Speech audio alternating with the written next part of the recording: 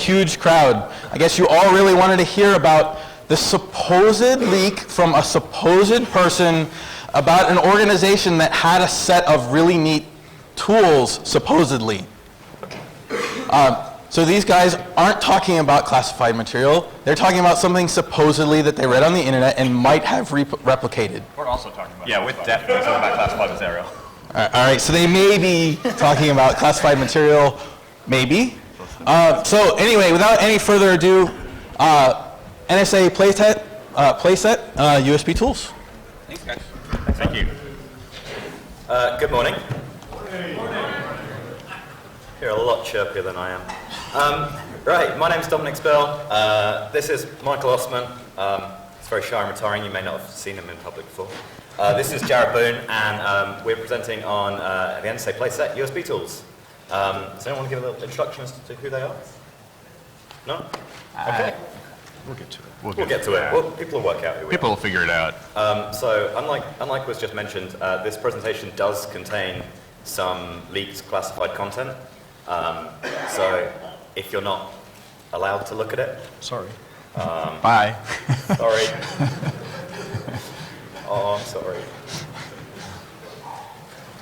I mean, there was classified, yeah, and people are. So we actually agonized over the decision quite a bit. We really agonized over this decision, and then we read our abstract that was on the ShmooCon website, and the abstract contains samples of the leaked material that we're about to show you. So if you've read the abstract and decided to come to the talk, like, yeah, you were sorry. Turns out we're jerks. Yeah, we are kind of jerks. Oh man, I'm so sorry.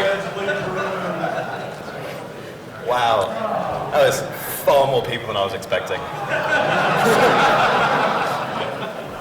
I'm also interested in the people leaving now who, like, clearly didn't think about it. Okay, so there are some seats up the front which have become available. If anyone's interested in moving down. So anyway, so as long as everyone's comfortable, the next slide may contain some leaked information. All right, everybody who's left wants to leave? All right. So there was a catalog called the AND catalog, which was leaked at some point. It was published December 2013, around the time of CCC, and it contained various gadgets and capabilities that the NSA had, largely based around hardware implants, and there were some software vulnerabilities in there as well, and other tools. And this talk largely covers some projects which we were already working on at that time, and one new project that's entirely based on these leaked documents. But it also generally contains things which are very similar, and capabilities that we have as a community that the people who recently left the room already had. And they've gone, they can't hear me.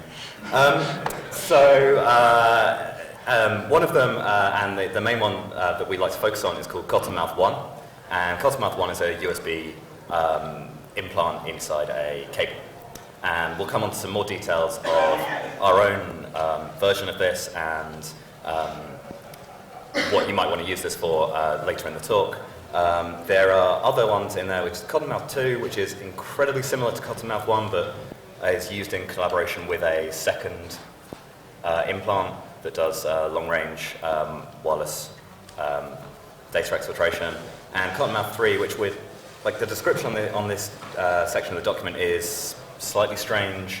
There's a lot of it is copy and pasted from Cottonmouth 1, and like they haven't even changed the name of the product in there at one point, or like it's not entirely clear. And a lot of the stuff that we're doing in these NSA Playset talks and projects and things are our interpretation of the tools we'd like to, and kind of inspired. We're not trying to build exactly the same tool.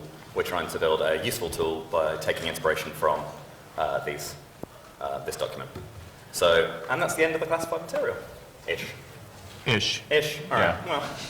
Well, so I'm going to talk about USB proxy. And USB proxy is a tool. It's an open source tool that I released at ShmooCon last year. and it's for playing around with USB 2, so anything up to about 480 megabits. It's for writing devices, it's for doing man-in-the-middle attacks, for monitoring connections, it's for doing sort of exploration of protocols that you don't necessarily have access to documentation for. So it's a C++ library that takes a USB device and a USB host controller and just forwards packets between them and allows us to manipulate them in the middle.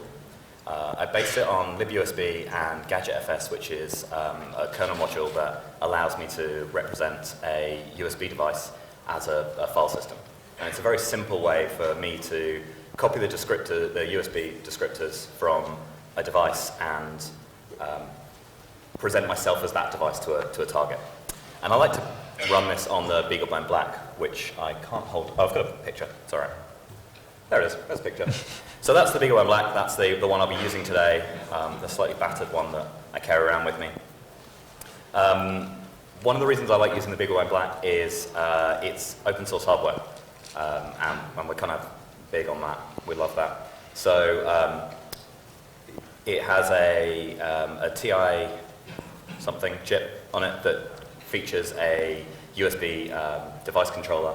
And originally what happened is Travis Goodspeed said, hey, does anyone want to make a face dancer that works with the BeagleBoard to remove some of the speed limitations on the face dancer? And I went off and designed this as a kind of my first hardware project. And I presented my finished board to Mike, and Mike said, that's great, I'm really glad you got into hardware and played around with this, but you know you can do everything face dancer can do in software on the BeagleBone. And I was like, really? Okay, I'll give that a go.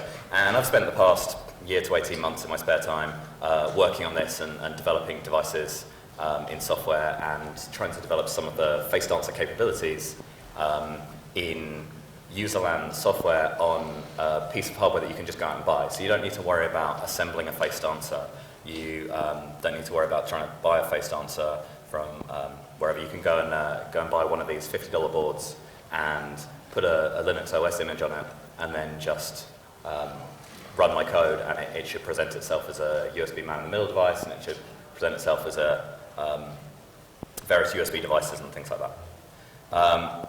And this is just an overview of how it works. This hasn't changed since last year, but I wasn't sure if anyone had seen my talk last year. So what we have is we have this little relayer in the middle that just forwards packets around, and we're able to inject packets into it. We're able to filter packets, and by filter I mean we're just able to manipulate them in the middle for man-in-the-middle attacks. At B-Sides Las Vegas earlier this year, I gave a presentation on manipulating USB mass storage devices. So I could do things like block writes to the mass storage device by having this filter in the middle that said, if I tried to write a file named XYZ, then block the write, otherwise allow the writes to happen, or various manipulations like that, because there was a lot of stuff about persistence of malware on USB drives and things like that. And the filters also let us do things like dump to PCAP, so we can analyze protocols. So USB proxy has now been used to reverse engineer the Xbox 360 controllers. It's been used on the Super Smash Brothers Wii U GameCube adapter thing, and it's been used for something with PlayStation as well, which means that its only commercial use is for doing something with games console controllers. And it's been outright success. Like, the best write-up this project has got was on a gaming forum. And a friend of mine who plays games was sending me the article going, hey, this guy's using the BeagleBone, it's your weapon of choice. And at the bottom of the article there's a link to my GitHub repository. I'm like, yeah, he's using my code. And finally my friends think I'm relevant. So what have I been doing? I haven't been sitting. Well, I have been sitting around for a year, but I've been fixing bugs. So there are a lot of bugs in USB proxy. I mean, a lot of bugs, and some very kind contributors helped me to fix a lot of those. A lot of memory issues, all of my own making, and at some point last year, I happened to mention that, hey, maybe it'd be nice if I wrote some Python language bindings so that I can then interface with the face dancer code, and we can just do the face dancer stuff, but through USB proxy. And I didn't realize quite how seriously everyone took this, because what I get is about one email a week saying, hey, I love the project, so I'm keen to use it, but I'm waiting for the Python bindings to work. And I just sort of never got around to them, because in my mind, if you want to manipulate USB at the byte level, down at the packet level, but you're afraid of using C, then there's a disconnect there. But it turns out actually I was wrong, and lots of people do like using Python for this. It's incredibly slow, but it does mean that we're now able to support face dancer. And so I now have access to a load of software that's been written for face dancer over the past couple of years that now just works, in some cases, on USB proxy. So I just wanted to include this slide, and I don't know how easy it is to read from the back of the room, but I don't know if everyone knows, but when Microsoft release a new copy of Internet Explorer every now and again, the Firefox team at Mozilla quite often send them a cake.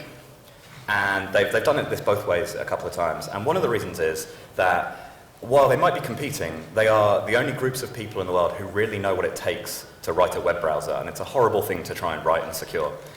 And I found this when I was going through the face dancer code. And the sample at the top is face dancer code. And the sample at the bottom is USB proxy code. And while I was going through, I noticed, actually, when you come to implement these things, everyone's stumbled across the same problems before and has put the same comment, let's not hard code these values in the future. And then they've just hard coded the values. and this has persisted, this has been in USB proxy for maybe only a couple of months, but it's definitely been in face dancer for over a year. And so it's nice to see that I'm struggling with the same problems as everyone else. So this is the language descriptor. I don't know if you know, but when you plug in a USB device, it sends strings to your laptop saying, hey, this is my device identifier. And it can handle different languages for this. And what everyone does is hard code it in English and just uses English for most devices that I've ever seen. And so that's, I feel, a perfectly acceptable thing for us to do in USB proxy. And I feel that I can get away with that because it's also a perfectly acceptable thing to do in face dancer. So at some point, I will buy Travis a cake. So just a little note on demos. When you see someone present some exploit where they get arbitrary code execution or something on a box, everyone pops calc.exe.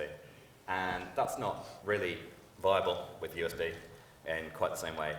So I use keyboards, because a keyboard is just about a complex enough device to show that your USB code really works, but it's simple enough that you can actually hack it up potentially on the morning of a talk at 6:30 this morning. So it's got enough complexity there that it's not just a generic dull device. It's got human interface descriptors and things like that, and HID descriptors and things like that you need to know about in order to prove that you can implement USB. So my demo is about to be a keyboard. And very kindly, I found this somewhere in my inbox this morning, where Travis was kind enough to send me an email and say, hey, feel free to pick on face dancer. So it is all in good faith. Well, not good faith, but good sport.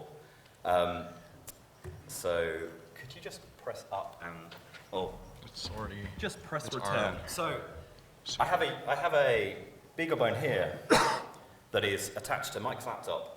And my laptop is running it just over SSH, and the code is all running on here. We're just starting it and stopping it using my laptop. So what it's now doing is running face dancer code, and it tries to pop calc.exe. And that doesn't work.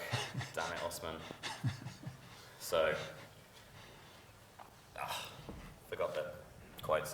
So what I was able to do is implement a keyboard and just pass it arbitrary strings from my laptop or from the BeagleBone or wherever I want, and have it appear on here, as opposed to...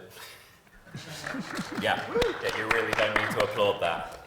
A lot of people have managed to implement keyboards, specifically keyboard manufacturers. But this is through the face... This is through face dancer code, right? The important thing here is I didn't implement a keyboard. What I did was implement a shim layer that means whenever it was that whoever implemented the face dancer keyboard did it, I'm just reusing their code. So all I did was pass it a couple of strings and say, hey, try and run count.exe on Mike's laptop and completely off the shelf.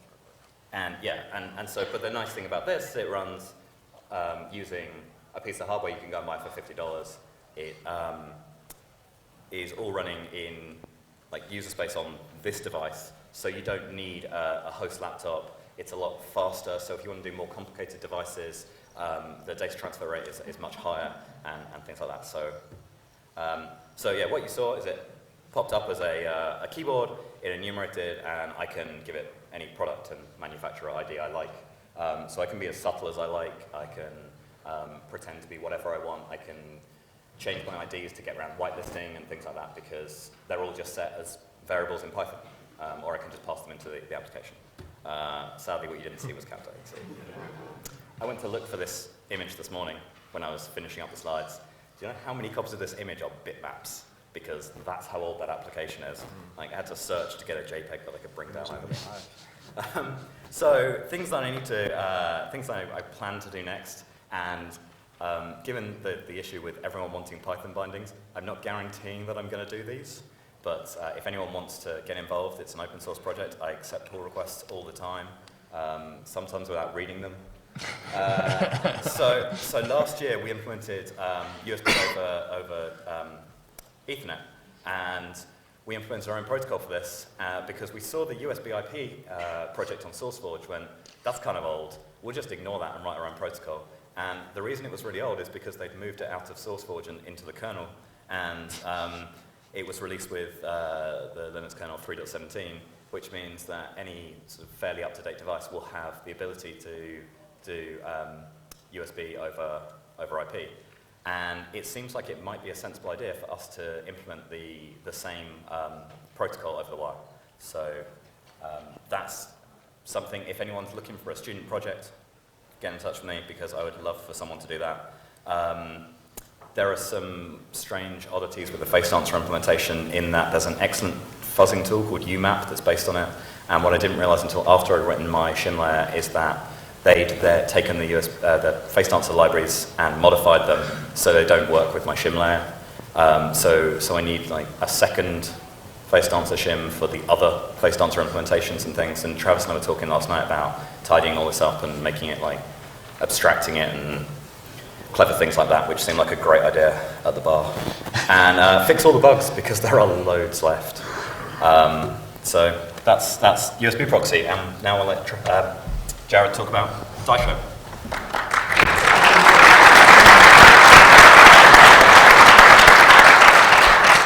Hi, everybody. My name is Jared Boone. I'm a hardware hacker who dabbles with security stuff because I like going to conferences like this. So in the Ant catalog, I don't recall seeing anything about USB 3. USB 3's been out for a while, and we happen to be working on a DARPA CFT-funded project called Daisho, which was very suitable for hacking on USB 3. So what I'm presenting here is kind of the first steps toward getting some sort of a man-in-the-middle system set up for USB 3. So first of all, what are the targets available in USB 3? Of course, the firmware and operating system of a host computer, the device firmware for whatever peripherals you may be attached to the system. Usually the firmware has a lot of weaknesses in it. And then, of course, doing man-in-the-middle on a bus.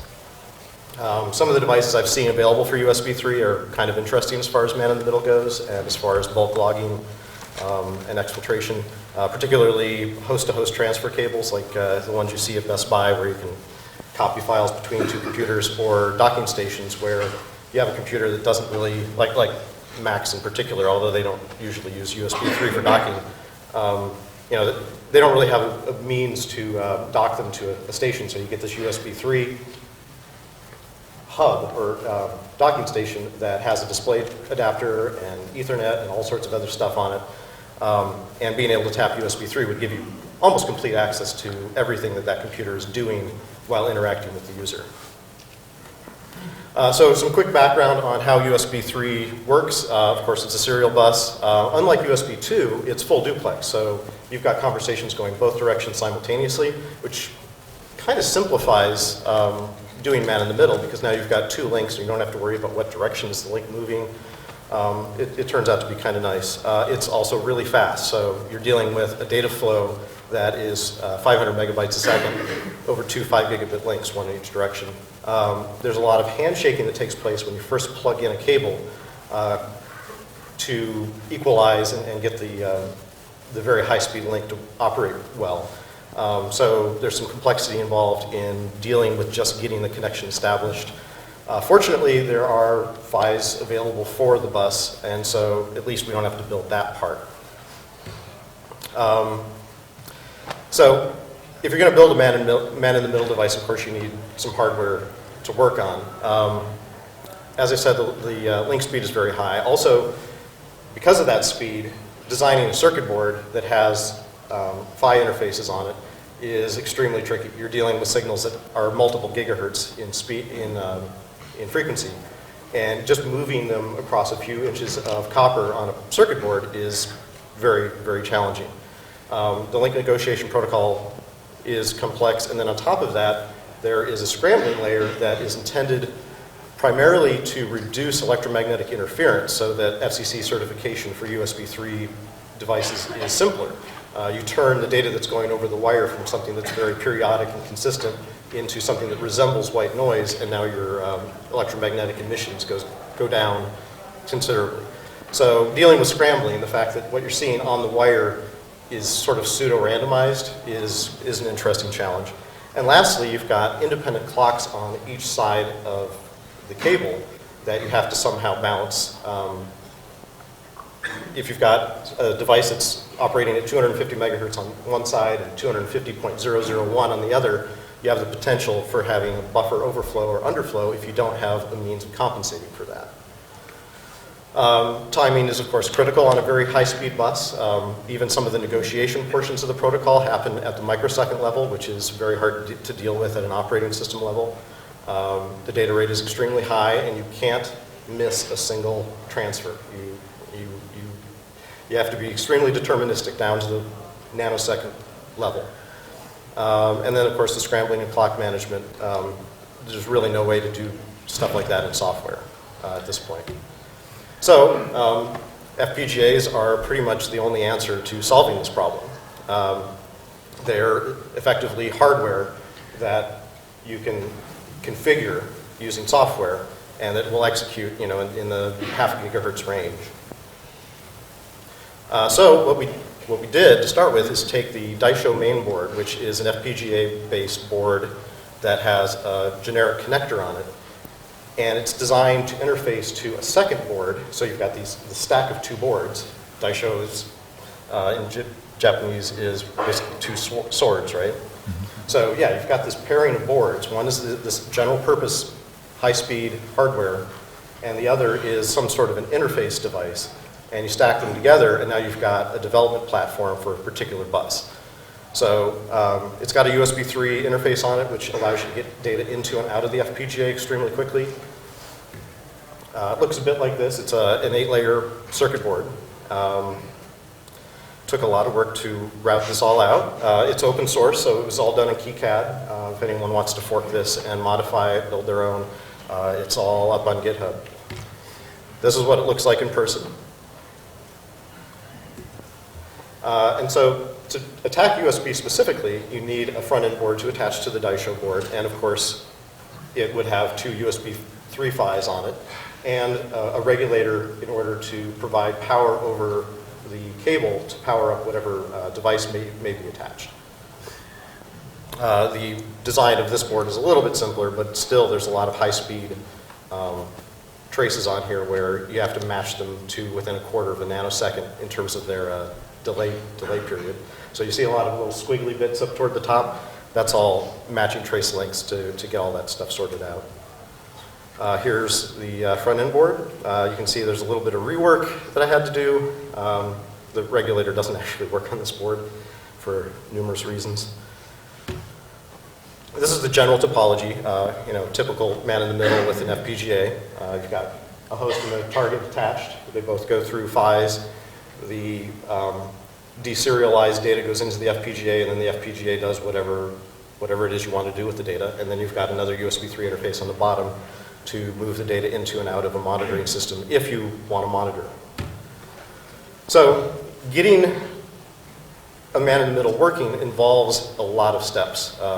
USB 3 does a lot of negotiation back and forth just to get to the point where a USB 3 device can enumerate on the bus and start transferring data. First of all, there's the receiver detection, which involves sending a signal down the wire and trying in an attempt to identify if there's a transmitter on the other end, which tells you that there's even a cable connected. Then you'd use low-frequency periodic signaling to do a slightly higher level state management to bring the link up and say, I'm ready to negotiate the link. And then there's some back and forth with some training sequences. There's some equalization that goes on the receiver side of each pair in the link, or each link in the pair. And then some higher level configuration about buffer sizes, et cetera. And then lastly, you have a link and you can start moving enumeration and data back and forth. And this is the point where I demonstrate how far I've gotten, which unfortunately is not to enumeration, but pretty much everything up to that point.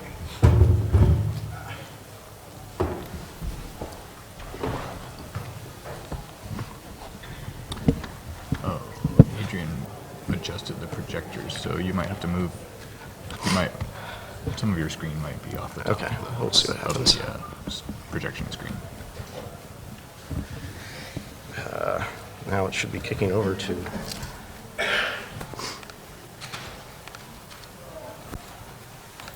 Why is this not recognizing my doggle? I think you need to, the doggles for maps I found are weird with having the HDA plugged in. There you go. I got it. Okay. So, what we have here is a host, USB 3 host, just running Linux.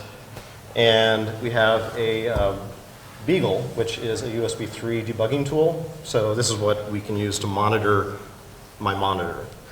We can see the data flowing back and forth. We can see where it breaks and then what I need to do to fix it. And there are still some things that need to be fixed. The Daisho board is in between the host and a USB 3 flash drive. So I'm going to load the bit stream onto the FPGA, thusly. And if we pop over here, nothing. Very good. Sometimes the USB 3 ports on the Linux box are just put to sleep. There we go. And there's some spew. Okay, so here's a whole lot of training sequences, la la la la la, and then we get to some link negotiation, and then typically for about 1 to 3 milliseconds we get some just link up, link back, link down, acknowledgements, keep alives, and then breakage. Somewhere I'm losing synchronization, probably with the scrambler, and that causes the data going back and forth to be corrupt. The host says, oh no, this looks bad. I'm going to renegotiate the link, and we can see it proceeds right back into link negotiation. So it's not where I wanted to be today, but this is actually a considerable feat with all the hardware design, with all the Verilog code involved on the FPGA. We also, in addition to that portion of the project, another team member on the DARPA portion of this project developed an entire USB 3 stack for an FPGA. It's all open source. You can incorporate it into your own USB 3 projects. And that's what we will use when we get to the point where I have a stable link to start sending the data out to a monitoring system.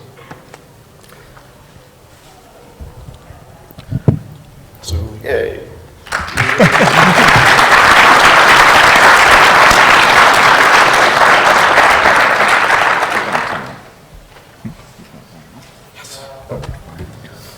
Okay, so yeah, the hardware appears to be solid. The design, remarkably, despite not having fancy electromagnetic system solvers and an actual electrical engineering degree, seems to be working quite well. And we've got the USB 3 stack from Marshall. I can get to where I should be enumerating, and then something goes wrong. And in the process of doing all of this, I have wedged the firmware, and Marshall too has wedged the firmware on several of the USB 3 hosts that he's worked with, which indicates there are probably some interesting USB 3 attacks that are possible. So yeah, building on what's here, of course, need to get to the point where we can enumerate and do more intentional fuzzing of devices and operating systems. Finding ways to alter the data, spoofing devices that aren't present, recording and playing back connections. And then lastly, if you want to get stuff into the ANT catalog, you've got to miniaturize. And the code that we're using to implement this for the FPGA can be put onto a what's called an ASIC, which is basically a hard-coded FPGA, and shrunk down to a much smaller size and become more power efficient, and you could potentially create an implant that's disturbingly small. And next, Mr. Osman.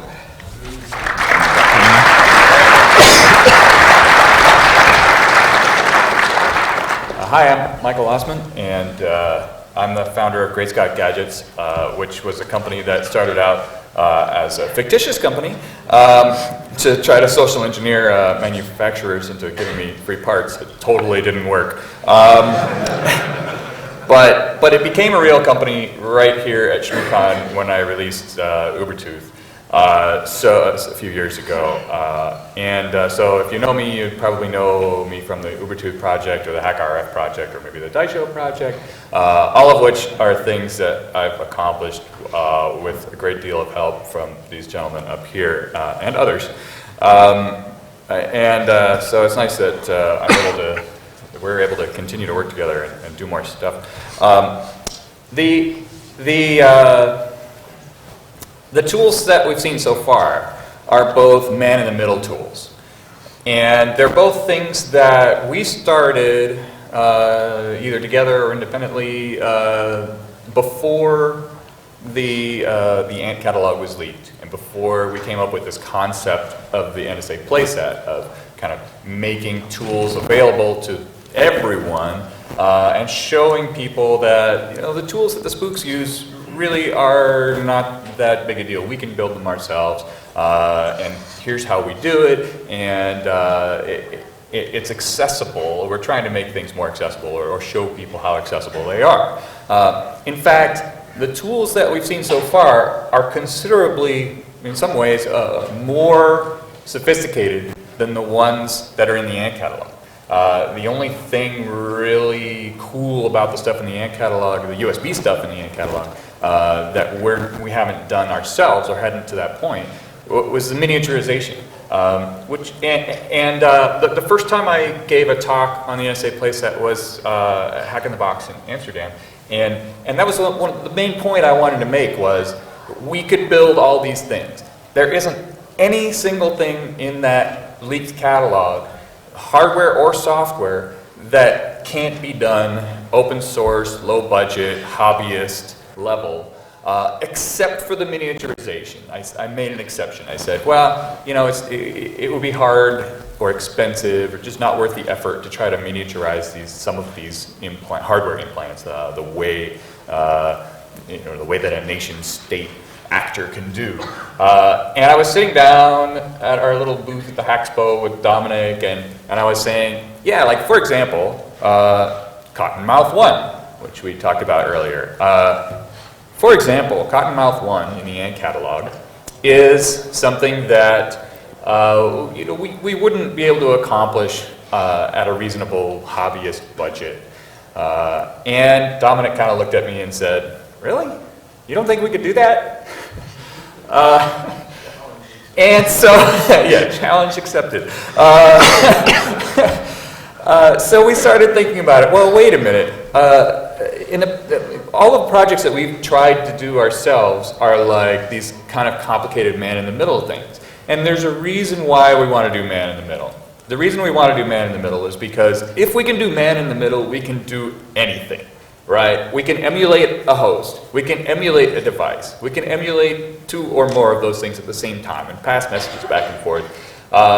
It's like the universal USB hacking tool would be a man-in-the-middle tool. So we had the USB proxy project, primarily Dominic working on that, where we're taking open source hardware and low-cost hardware and doing the best man-in-the-middle we can do with it. And then we had the Daisho project that Jared talked about, where we take that to the next level and implement man-in-the-middle at the file layer, at the physical layer, so we can do more. And we implement USB 3, so we can do even more. And you know, ultimately, the Daisho USB solution is kind of the ultimate USB hacking tool. We can do anything that we can imagine with that platform. But it's kind of big and expensive, and it's way, way, way more sophisticated than what we see here. What we see here in Cottonmouth 1, it actually says that it has a USB hub in it. It's a cable that has a hub embedded in it, and then a USB device also embedded in it. And what that device provides is two capabilities. One is malware persistence on the host that it's connected to, and the other is RF connectivity. So what it's doing is it's putting malware onto the host. So if there's some malware on a host and then somebody finds it and cleans it up, well, it just gets reinstalled by this device that was hardware device connected to the system, right? That's malware persistence. And then it provides a covert channel. It provides our RF communication capability for that malware on the host to talk to somebody else, some other network. So the thing can be remote controlled over RF, or data could be exfiltrated over RF. It's really just those two things. It's an RF link, and it's a way to talk to the host over USB. And presumably, the way the malware persistence works is either a USB driver vulnerability is being exploited, or they're just emulating a keyboard and sending commands to the host to install some malware. Like, there are lots of ways that part can be done, as long as you have a USB device connected to the system. So Dominic was saying, I think maybe we could do this. And we sat down and started sketching things out, and we're like, okay, all that's in this kind of dashed box here is a USB hub and a USB microcontroller and a wireless transceiver. At least two of those three functions we can get on a single chip. And the other one we can get on a single chip. So Dominic said, I think I might even be able to design this. And so I said, okay, I'll make you a deal, Dominic. If you do the schematic, I'll do the layout. And I really got the bad end of that bargain. Because the schematic isn't that complicated. It's mostly copy and paste from previous projects we've done. But the layout was a bitch. This thing is really tight. But here's the important point. It was not too tight. I was able to use a low-cost service, OshPark, and get PCBs, 4-layer PCBs made. These cost $1.50 each. I'm using off-the-shelf components that you can buy online. I soldered this thing myself on a hot plate. Like, this is totally accessible at the hobbyist level, even though it's one of the more challenging designs to fit into such a small package. It totally worked, and it's completely doable at the hobbyist level with open source software. This is KiCad to design the board. So let me just give you a little overview of what you see here. I'm not going to go in great detail, but there are kind of four main components you should be aware of. There's all the circles on the left side of the screen. That's the USB-A connector, the plug, soldered into the board. And then there are little circles on the right side of the screen. That's where the cable solders into the board. And there's a little circle in the upper right corner. That's where the antenna solders into the board. And then there are the two big squares. And the two big squares are integrated circuits. One of them's a hub, and the other one is the CC1111, which is one of my favorite RF transceiver microcontrollers. And it has a radio transceiver, a digital radio transceiver that operates at various frequencies below 1 gigahertz. It has an 8051 microcontroller. It's not very powerful. It's nowhere near as powerful as the digital CPU that's in Cottonmouth 1, but it's totally enough to do the kinds of things that we want to do. And it has the USB device controller built in. It's good fit programmable, so we're able to get this thing up and running very easily. And I first fell in love with the CC1100 family of microcontrollers right here at ShmooCon, and because when Travis introduced me to the IME. So this is like the spectrum analyzer application that I wrote for the IME. So cool. It's so cool. It's so connected. Yeah, you know it, Skylar. Okay, so, you know, real men carry pink pagers, so some of us have these up here. I've also made a dongle design using this same chip, the CC1111, called Yardstick 1, that I think I'm going to be commercially producing real soon now. It doesn't really work, but, but it will. Hopefully some of the design revisions I've done within the last couple of weeks will fix the RF section. But that's the only reason it hasn't been produced yet, is because previous versions were kind of broken. But I've worked with this chip a lot, and shrinking it down. Also, the TourCon 14 badge was similar, same chip. So we were able to copy kind of Yardstick 1 stuff and TourCon badge stuff and make turnip school. This is what it looks like. Assemble. So you can see the top side of it is the CC1111. And that's mostly what's there. And so it's the microcontroller and radio. And then the bottom side is a USB hub. This is totally assemblable on a hot plate with hot plate reflow, solder paste stencil, and so forth. It is two-sided assembly. And so I just hot plate one side, and then I just flip it over and hot plate the other side, and nothing broke. Well, I shouldn't say nothing broke. Because I made 3 of these and only one of them works reliably, so I can't really say what's wrong with the other 2 yet. I had to make some compromises to kind of fit things into such a tiny space. Like, there isn't a real good header to connect the good FET to, so like I just soldered a ribbon cable to some test points. I could make a spring pin programmer for it if I wanted to, but this is only to get the initial code onto the thing, and then I can remove that ribbon cable, and then I can use a USB bootloader on it to load additional code. Now there's a little problem, there's a chicken and the egg problem. We have a bootloader and then we have some application code. And the application code can trigger the bootloader to run so that we can do more firmware updates. But what if you break the application code? Then you brick the thing. And if you encase this thing in a cable, how are you gonna unbrick it? So Dominic had this cool idea, and I think I forgot to put a slide in here with a picture of it. But there is actually on this side, no, it's on this side. Anyway, there's a tiny little part, I can't remember where it is, but it's on this board, and it is a Hall effect sensor, a magnetic sensor. So if you hold a magnet up to it while you plug it into the computer, then the bootloader always runs, no matter what. That's how you unbrick. That's how you unbrick it. Yeah, that's pretty good. Good job, Dominic. And that totally works. I know this because I have beat my head against it a lot. So anyway, when you plug the thing in, it enumerates, actually, you can see 3 devices enumerate. The first thing you see is a hub.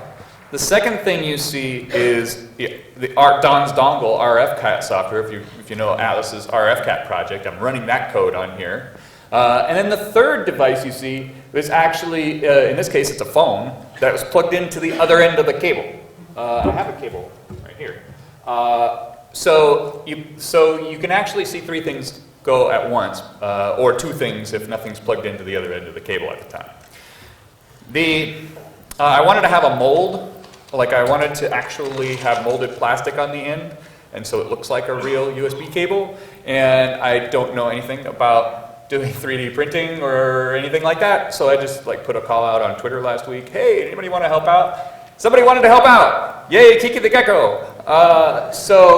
I got this in a matter of days. It's on GitHub, it's an open source design, and I printed up the things at my local 3D print shop, and you can see there I'm just kind of testing the fit. I put some clear heat shrink around the PCB before I tried to encapsulate it, just in case I have to take it apart in the future. It won't be all gummed up as much. And you see that little white coil of wire on top of it? That's the antenna, and it's coiled up, which is terrible. The radio performance is really bad, but you have to make some kind of compromise. You're not going to have a good antenna at a sub-gigahertz frequency in this tiny little device with other stuff packed in there. But it works well enough. It's just 10 dB less performance than it would be with a proper antenna.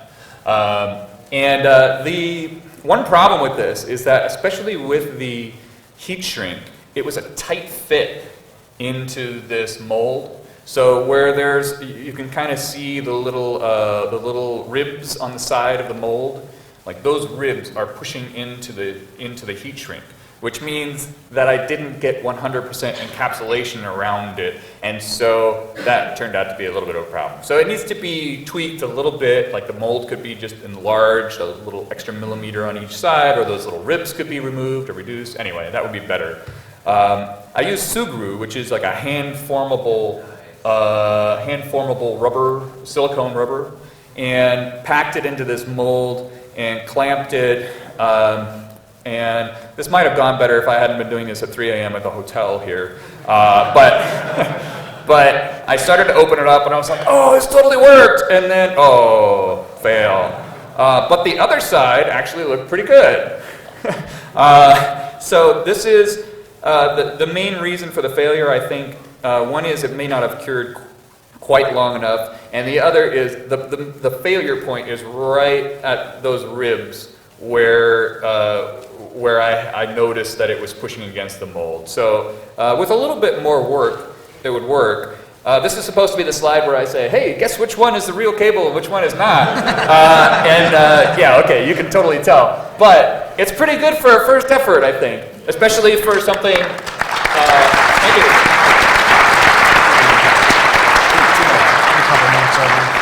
So especially for something that you can do at home, right?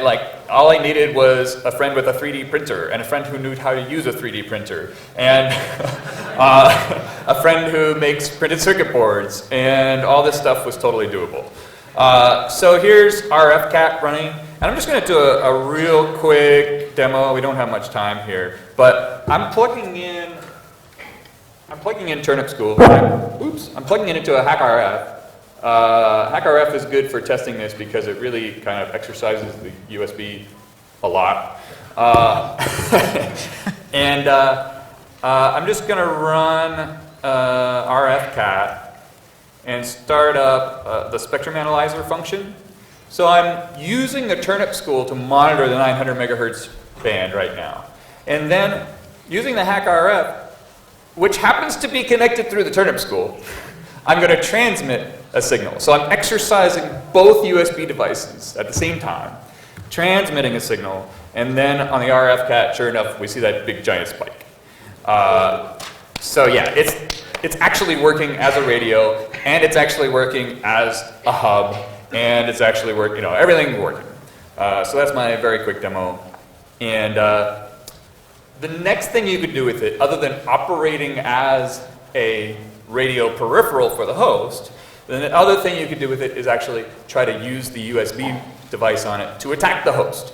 And so Dominic's been working on this, and this is just a little screenshot of the Turnip School enumerating to the host as a USB keyboard. And that totally works. It's totally doable at home. You can do it yourself. It's all open source hardware. Everything we do is all open source hardware and software. It's online. So thank you to DARPA for help, the Cyber Fast Track program, Mudge, and Bit Systems, and all the folks who've helped us with the DISHO project. I mean, that's been a huge project for us, and we hope that it will go places. We'll continue to be able to work on it in the future. And thanks to a whole bunch of other people. And I don't think we have any time for questions, but you can, We'll take them outside. Do we have 10 minutes? Do we have any time for questions? No, the stop sign is being held up right now. So, assault us in the hallways.